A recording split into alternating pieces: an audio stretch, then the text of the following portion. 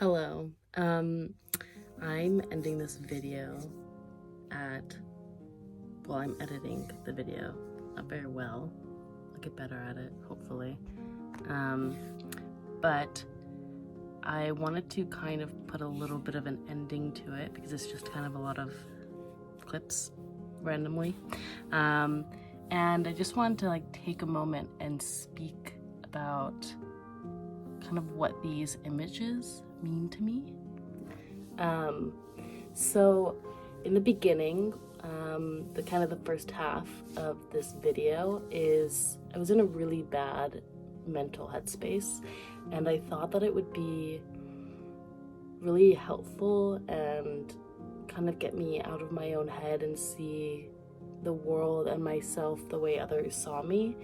And you can really see how down I was, not taking care of myself. It might not be obvious to other people, but it's obvious to me, just seeing the way that I looked and how I was dressing. And not that I can dress much better now, because I can't, but just little things about my skin wasn't very good because I wasn't taking care of myself, and I'm not eating well. I'm drinking a lot in that, and yeah, I just look really down. And it's interesting because I saw really my own mental headspace in the images that I captured. It all seemed very dark, very kind of lonely and somber, and it's really reflective of where my mindset was in that moment, and really where it's been for the past 3-4 months of me moving to Paris. In the first probably 2 months, I felt really good and really excited and hopeful, but it became very lonely and very hard very fast. And I think that's something that I felt really ashamed of, because it felt like, oh, I'm making this, having this opportunity, making this life change, and so many other people in my space would be utilizing it in such a better, more profound way. And here I am, so depressed, so lonely, no connections. I was lying in bed all day. I was just eating so badly. Excuse me. Drinking so much, so much. It was crazy. I wasn't going out of my apartment. I wouldn't go out 4 or 5 days in a row. And it just put me obviously in a worse headspace. And so the beginning of the video was kind of me trying to get out of that and trying to be kind to myself and to just not be so mean. I was beginning to be so mean to myself about the way that I felt and me not utilizing this time in the way that I'm supposed to, which there is no way that you're supposed to. But I felt like I was wasting my time. And so it was kind of the beginning of me trying to get out of that. And so I thought, okay, well, what's gonna make me go outside? Videoing, because I think it's fun. And I like to capture the things around me. But yes, in the second half of it, there's no videos of me. I mean, there's a video of me now. The ending of it was a lot of it today. But it feels so much lighter and so much happier, and I don't know, not as forced. And I don't know if maybe that's not the way that it's coming across to people that are viewing it. It might be something that I'm just noticing because I am seeing such a difference in myself. Just in the last few weeks, I am beginning to feel so much love for myself, so much gratitude for myself, and patience, which is something that I've literally never had for myself. And I feel like it's shown in the way that I view the world and the things that I'm viewing that I think are beautiful to view, right? And yeah, I just thought it was really interesting, and I wanted to just speak about that a little bit.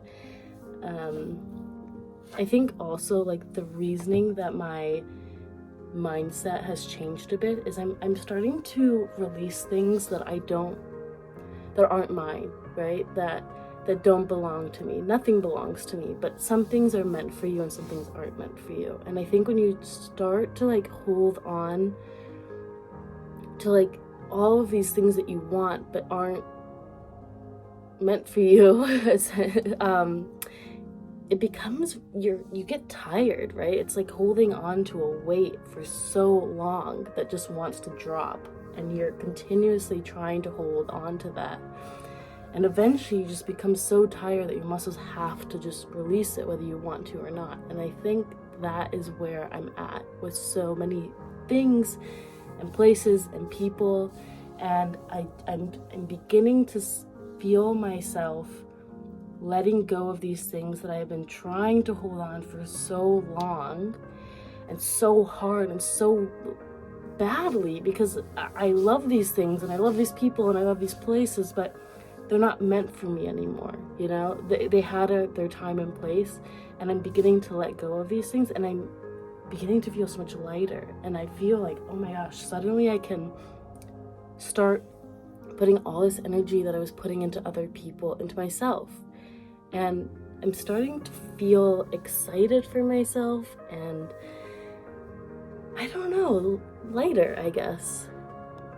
I also am seeing myself wanting to take care of myself, which sounds, I don't know, maybe it doesn't sound like anything, but for me it sounds kind of silly, like, oh, you feel better to take care of yourself. But it kind of, my mind had to come out of this really dark hole that I was in order for me to say, I am worth taking care of myself.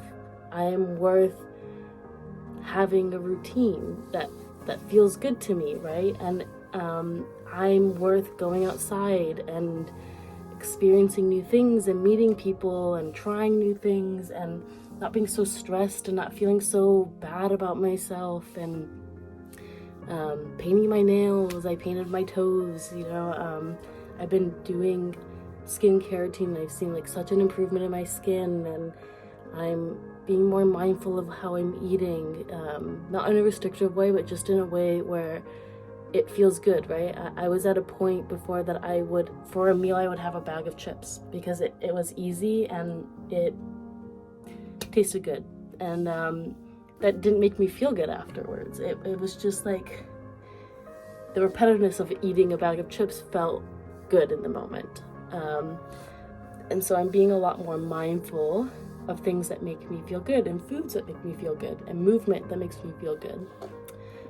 And that's another thing that has been a huge game changer for me, like literally only in the past like week and a half, was every day when I get up, I go downstairs and I do a little like mini yoga session, and then I do like some strength training. Like when I say strength training, it sounds a lot more elaborate than it is. I literally do like 3 sets of squats, move my leg to the side, like do calf muscle work, do a little booty muscle work, and like that's it. And it takes maybe 10 minutes in the morning, and it makes me feel so good because I've proven to myself I can move my body and it's not horrible. And that's been a really big thing for me. Another thing that I think can be really shameful for people to talk about, but kind of done feeling shame about anything in my life because I'm human. We're all human. We all do things that we're not so proud of, and we do things that we're really proud of, and we do things that we're kind of like, yeah, we did that. But my drinking, I really began to drink. Honestly, my drinking became an issue, I noticed, actually several years ago, with my my long-term ex-boyfriend, when I was still in university at Michigan State. It was the last semester, I think, is when it got really bad. And it was after, it's crazy, all these realizations that we have when we just talk through things, right? And we allow time to pass. But it became really bad. I had gotten an abortion I think it was in the summer before my senior year, and my drinking got really bad after that. And I found myself finding comfort in drinking, not because of the abortion. I'm very much pro-choice. Get an abortion if you need an abortion. I do not regret getting an abortion at all. I am so happy with that choice. I do not think I would have had a fighting chance if I had had a child. I don't think that child would have had a fighting chance. I want to bring in a child when I am prepared mentally, emotionally, physically, financially, all of these things. But really what it was is that it still is an effect, right? Even like childbirth has a huge effect on women. Having an abortion has a huge effect on women. Not women, humans. Having a miscarriage is a huge. All these things are very huge effects. Part of it being there is a biological point to it, which is our hormones are surging, and that causes a lot of ups and downs in our emotions. And I know that's part of it. And part of it was I felt really guilty in that moment, which I got past very fast. But I think I just felt really that my relationship was not at the place that I wanted it to be. And it wasn't a person that I knew I could spend the rest of my life with, but I wanted to. And it was like all these different emotions. And also, I just wasn't managing my ADHD very well, so I was not doing well in school. I think I was in a very low depressive state also in that moment. So it was all these like different things that had kind of piled up onto me. And I began to drink a lot with my ex. And then I moved to New York. And my ex and I broke up a few months into it, and I started drinking more, and I'd still drink with him. I'd hang out with him, and we'd drink, and it kind of was like a way for me to pass time. It became a friend to me, because even when I wanted to be alone in a room, but I also wanted someone around me. And alcohol became that someone around me without having to interact with someone. And then I started seeing this other guy, and he was quite literally an alcoholic. And I began to drink even more. I couldn't keep up with him, but when COVID hit, and we were quarantining, the alcohol consumption went crazy, like so insane. I look back at that time and I'm like, oh my God. I was drinking, like, beforehand when I would drink, it was like seltzers, which is still a problem, right? But it's like, it was seltzers, maybe wine sometimes. But in COVID, with this other guy that I was seeing, we ended up starting drinking like hard liquor, which I don't like, doesn't make me feel good. And we started doing that together a lot, and that became a really big issue. So when I stopped seeing him, I wouldn't say dependent, but I kind of like missed the feeling of drinking, but I also was like, okay, and like I stopped drinking that much. It really just like stopped, because it wasn't really me. It was never me initiating it. It was just me like wanting to join in, because I liked the feeling.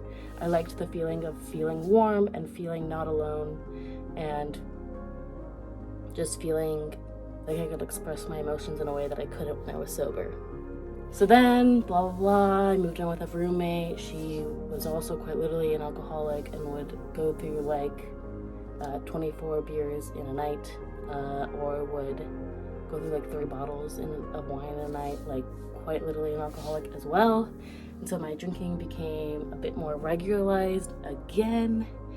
And then I met this other guy, and he drank a lot less, so that was good. And then my drinking kind of tapered off, and then it got heavy again, and then tapered off. And then I moved to Paris, and my drinking has just skyrocketed again. It's gone to a place that I don't like, that I feel I'm not in control of, and that is something now that I'm working on, and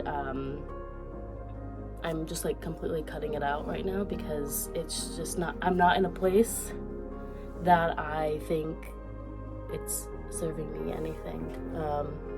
So that is a big goal of mine right now, is focusing on not drinking and alcohol, and just being more mindful of myself and allowing me to feel emotions that I normally rely on alcohol maybe to feel, and just continuing to move my body, and just really feeling, I don't know, hopeful, and talking with the universe and finding things that make me feel happy, and pushing myself out of these limits that I have.